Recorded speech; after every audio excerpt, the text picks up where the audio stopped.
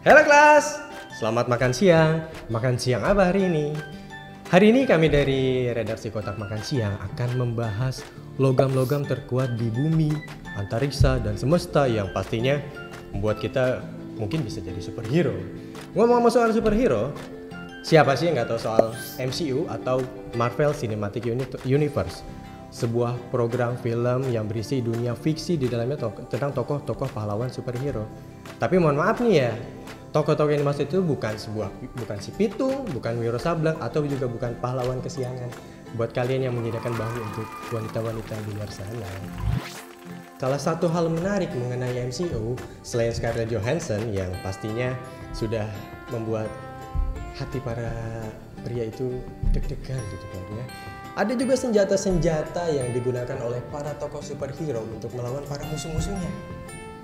Meskipun kita tahu sebenarnya bahwa Scarjo pun tanpa senjata dia bisa bikin kelepek-kelepek laki-laki. Nah, daripada saya diomelin sebagai guru honorer nanti saya dipecat oleh pak kepala sekolah, mending kita saksikan adalah ini beberapa logam-logam terkuat Marvel Cinematic Universe versi Naturium Indonesia. Tunggu dulu. Tapi sebelum itu, kita akan ada giveaway dalam rangka 100 subscribernya Naturium Indonesia. Jadi sebelum kita giveaway, kalian mau tahu pertanyaannya apa? Pantengin terus Kotak Makan Siang sampai akhir. Nanti kita akan ada pertanyaan di sesi terakhir. Yuk, langsung aja. Yang pertama adalah karbonadium. Karbonadium adalah sejenis logam radioaktif yang lebih kuat dari baja. Dan di pasaran harga logam ini pun murah.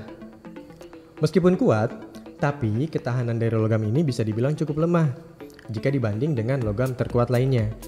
Meski tergolong lemah, jika dipakai oleh seorang ahli, logam ini masih memiliki daya hancur yang luar biasa.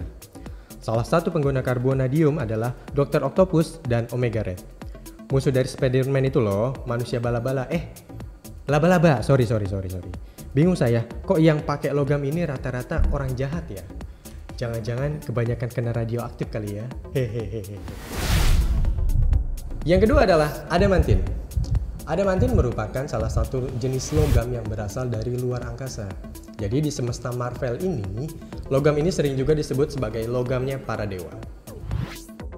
Logam adamantin ini adalah turunan dari adamantium, logam yang cukup langka di bumi. Berbeda dengan adamantium, logam adamantin ini berwarna emas dan memiliki kekuatan mistis di dalamnya. Pengguna logam ini adalah Hercules. Ia menggunakan adamantin untuk dijadikan gada sebagai senjata. Ingat ya, ini Herculesnya Marvel loh, bukan temannya Xena, The Warrior of Princess. Apalagi pesawat pengangkut personil TNI. Yang ketiga adalah Wolverine. Wolverine. Adamantium. Siapa sih nggak tahu Wolverine? Yaitu tokoh yang punya keluar cakar dari sela-sela nyerinya. Nah, salah satu logam pengikatnya yang ada di tubuhnya itu adalah namanya adamantium. Jadi adamantium itu disuntikan ke struktur kerangka tubuhnya Wolverine. Adamantium termasuk logam terkuat di bumi. Selain memiliki bobot yang cukup ringan, logam ini juga memiliki daya hancur yang kuat. Namun, kelangkaan dan cara pengolahannya menjadi masalah tersendiri. Bahkan, logam sendiri pada akhirnya pun mengalami keracunan akut dari efek penggunaan jangka panjang logam ini. Tak hanya Wolverine, adamantium juga dipakai oleh Ultron. Yang keempat adalah vibranium. Ya, vibranium merupakan logam yang dipakai oleh Black Panther atau King T'Challa sebagai baju jirahnya atau baju perangnya. Logam ini berasal dari sebuah komet yang jatuh di dataran Wakanda kuno. Meskipun tak sekeras adamantium, namun kelebihan dari logam ini adalah kemampuannya yang bisa menyerap energi dan tekanan. Yang kelima adalah Uru. Kalian tahu Thor dan Odin kan? Nah, dua dewa ini menggunakan Uru sebagai logam untuk membuat senjata mereka.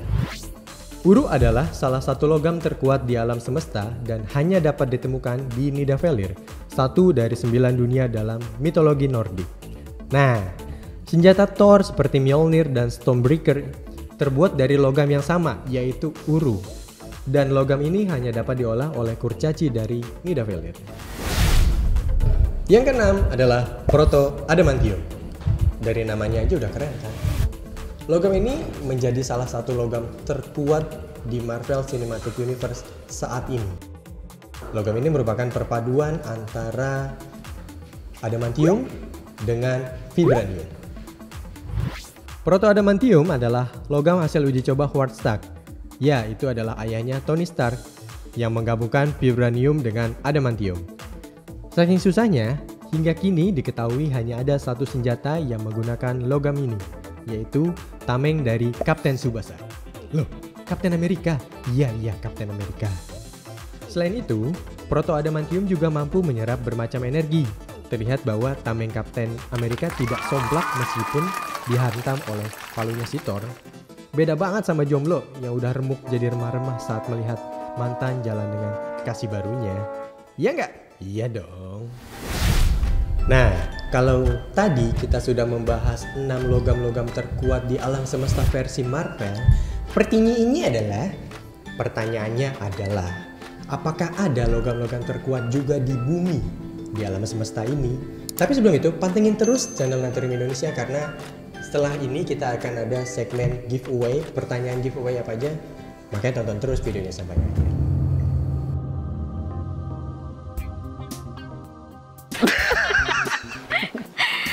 Apa? Titanium? Mungkin ya vibranium. Oh, Besi? tahu aku zirconium ya. Titanium? Nah, inilah 7 logam terkuat di dunia nyata dari yang terlemah hingga yang paling kuat. Masih menurut versi Kotak Makan Siang Natrium Indonesia. Yang pertama, tungsten. Tungsten adalah sebuah logam berwarna abu-abu dan keberadaannya mudah ditemui di dalam campuran beberapa elemen kimia. Kepadatan jenis logam ini dapat dikatakan sangat tinggi, yaitu 19,3 kali lebih padat daripada air dan 71% lebih padat dibandingkan dengan timah, serta sedikit lebih padat daripada uranium. Yang jelas, logam ini lebih keras daripada baja, sekeras pendirianku mencintaimu. Yang kedua, osmium.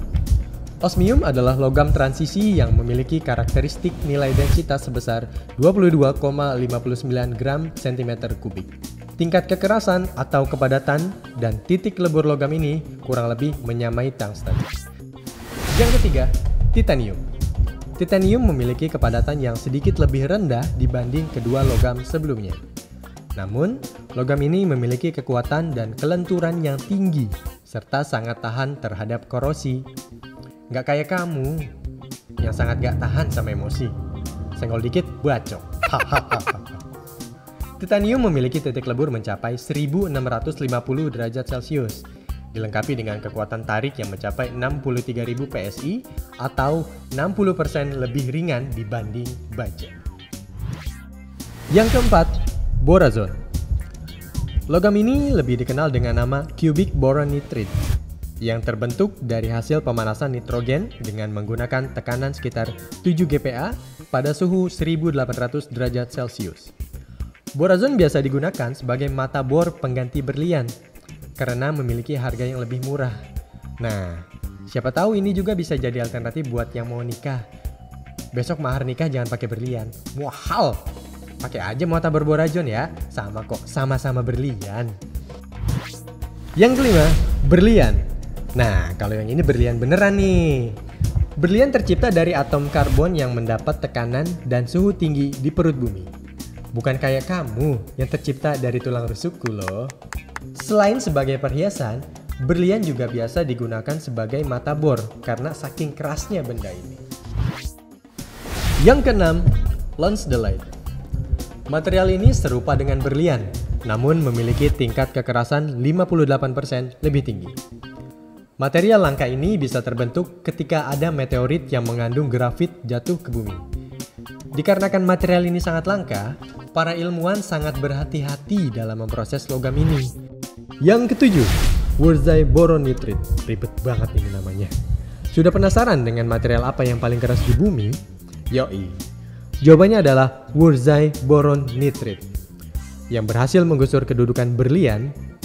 Sebenarnya berlian dari Wurzei ini memiliki struktur level yang sama, namun material dalam proses pembentukannya mendapat tekanan dan panas yang tinggi. setara dengan panas di dapur magma gunung berapi dalam waktu yang sangat lama. Nah, kekerasan dari logam satu ini adalah 18% lebih keras daripada berlian. Nah, itulah beberapa logam-logam super di bumi dan semesta versi Kotak Makan Siang Natrium Channel Indonesia. Yang kekuatannya sungguh mencengangkan, mengagumkan, dan mengesankan. Tadi kan di awal kita sudah janji bahwa akan ada giveaway nih dari Kotak Makan Siang Channel Natrium Indonesia dalam rangka 100 subscriber.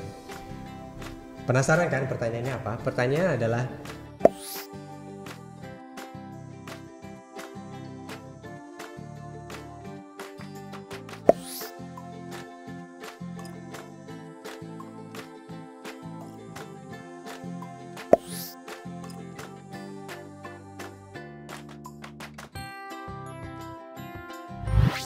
sambil menunggu jawaban kalian, saya selaku guru honorer yang lagi magang undur diri, undur pamit karena udah kelamaan, takut diomelin kepala sekolah nih.